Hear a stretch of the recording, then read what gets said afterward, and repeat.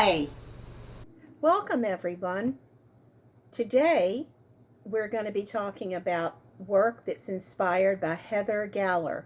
Last week, I asked you to research things or characteristics about her work, and y'all reported back to me that she used bright colors, she used shapes, and she used lots of patterns.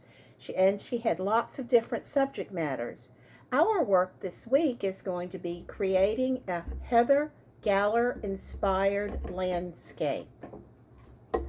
Here is an example of one that I did. On this first video, we're just going to talk about the materials that you need to gather together for your work. There's nothing difficult about any of the materials, and you have a lot of options. First, we're going to use only bright colors and black, because in between most of her sections, she uses black to divide off her different sections and different shapes. I've got colors of the rainbow in Sharpies or markers or crayons or any other material that's brightly colored that you have. With the markers, I'm using red, orange, yellow, green, blue. Violet I'm using for indigo, and bright pink I'm using for violet. I know it sounds strange, but in markers there is no indigo. So we're going to change it up a little bit. And it'll give us some different choices when we get it together. So you're going to need brightly colored markers or brightly colored Sharpies or brightly colored crayons or whatever you have available that's brightly colored. You're going to need a ruler. If you do not have a ruler, use anything that's straight to draw a straight line because her lines are very exact. You're going to need a pencil and eraser, a pair of scissors, and tops that are from foods that you get from takeout places, the plastic tops like this, or tops to yogurt, that size top. We're also going to you're going to need a piece of cardboard to make shapes.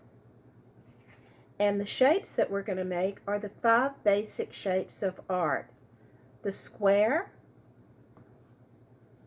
the circle, an oval, a rectangle, and a triangle.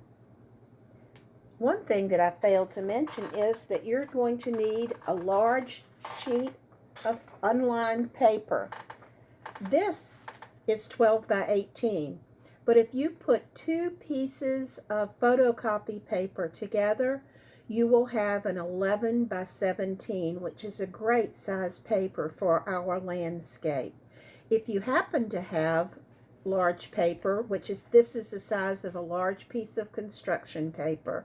If you happen to have that, that's great, but you sure don't have to have it at all.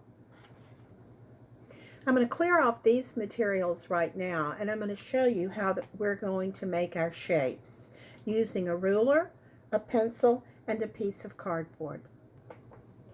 To make our shapes, I've got a piece of cardboard. If you have a piece of poster board or a heavy piece of paper, that's great. We're going to be using these shapes, the 5 basic shapes of art, for the next 3 projects, so I've made mine a little bit more heavy duty. I've used a heavy cardboard. I put tape around the edges because I did a crummy job of cutting them out. It was awful. And I found some pill boxes that were empty, and I glued those onto the back so that I can hold them more easily and trace around them where I want them on my artwork. I'm going to begin with the circle because the circle that I used a top of a takeout container, and I'm putting that down, and I'm just going to trace around it. That's going to be my circle. I'm not sure you're going to be able to see the pencil marks, so I'm going to use Sharpie, but I do suggest that you use pencil at first when you're making your shapes, because the pencil line is much easier to erase. So here's my first shape, a circle. Next, I'm going to get my ruler, and this square that I made is 4 inches wide by 4 inches. I'm going to take my ruler and make a straight line.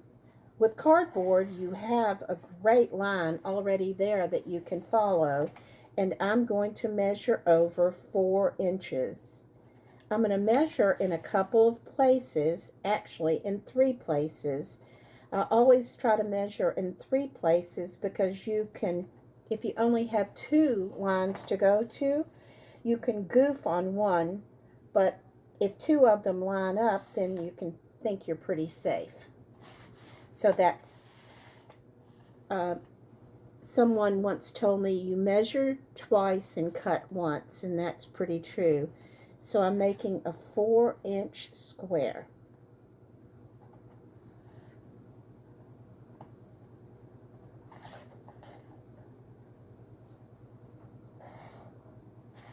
Here's my 4-inch square.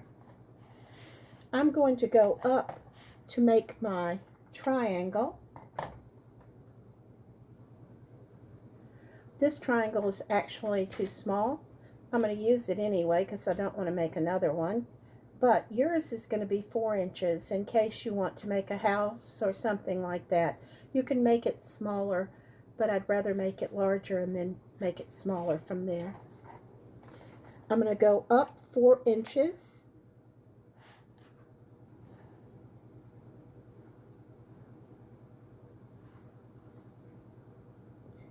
And I'm going to go in the middle and measure and put a dot at 6 inches. I'm going to draw a line here. Oopsie. 1, 2, 3, 4. Yep. 1, 1. Okay, let's see. All right. Let's go up here. And I'm going to go all the way up to that dot right here. Then I'm going to make my triangle. I'm going to draw from this dot to the side of my square, from this dot to the side of my square. And if you see, I put my ruler and run my line against the ruler, then that way I know that it's straight. And I've put the ruler on the inside so that if I goof, it's going to be on the outside of the space that I'm drawing. So I've got a circle,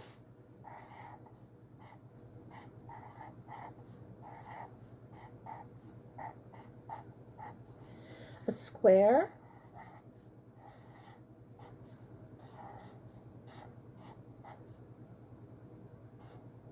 did I make this the R backwards? A triangle. I'm writing upside down, guys.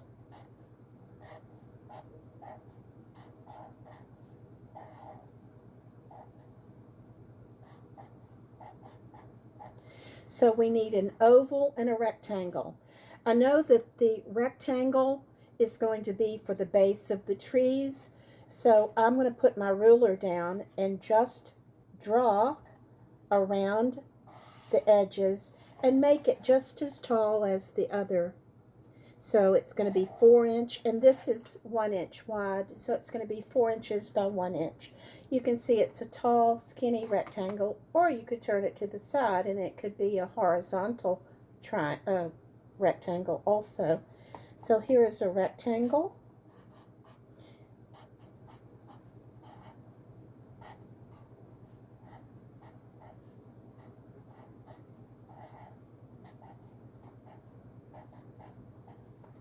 And then an oval is just like a circle that somebody sat on.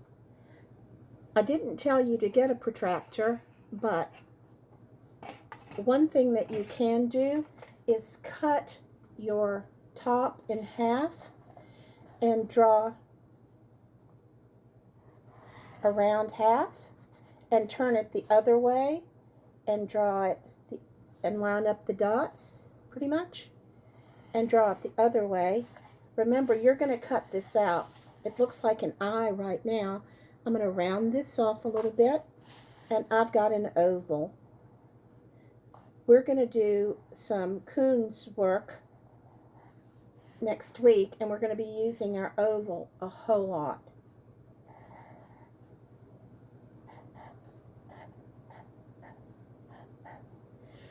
Once you have made, we've finished drawing off our 5 basic shapes of art.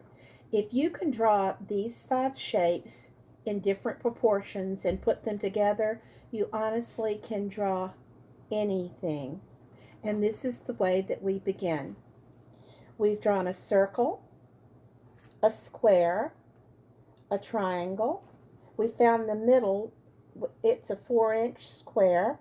We found the middle of the triangle. 4 divided by 2 is 2. So this is 2 inches up, in like this, and I went 4 inches up. So then I made the line, so that's your triangle. Then your rectangle, which is going to be used primarily for the base of trees. You can use them for other things too, but this still is a rectangle. And our oval.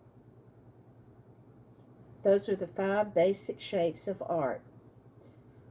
Once you've drawn these, please cut them out, and then you're ready for your project. I'm going to put this over to the side now.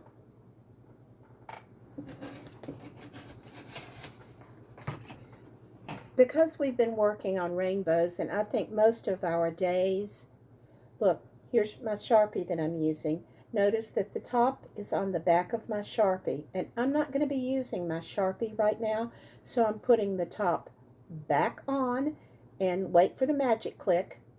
Did you hear the magic click? I didn't either. But you can hear the magic click really well on a marker. Ready? Here comes the magic click.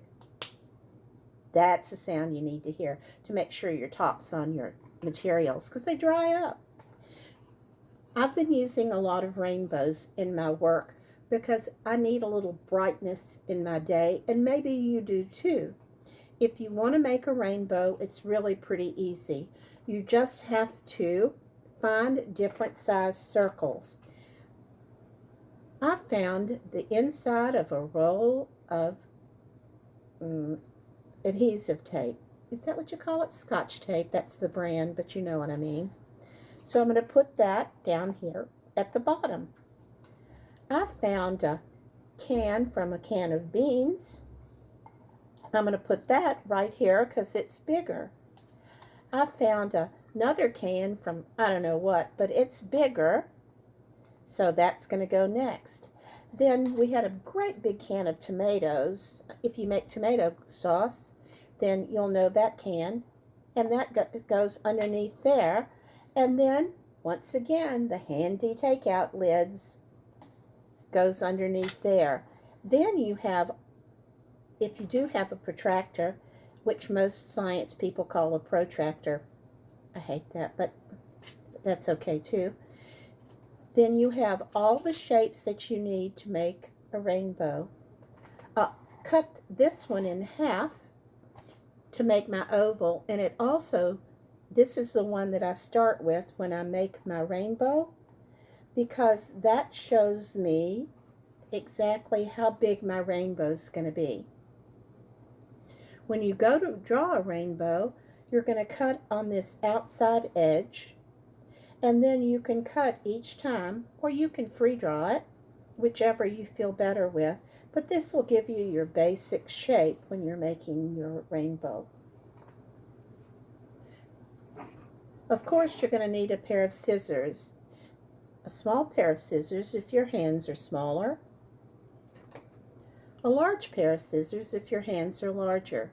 I've gotten so used to using the smaller pair of scissors that I usually use the smaller pair of scissors, but my hands are not that small.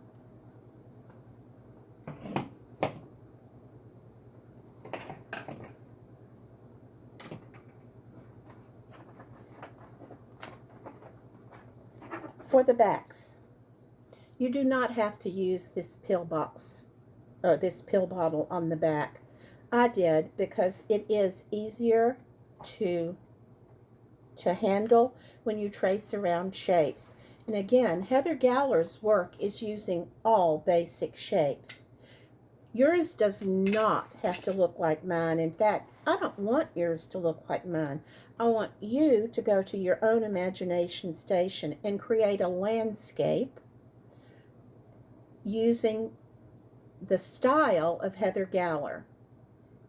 A landscape is just what it sounds like. It's a picture of land.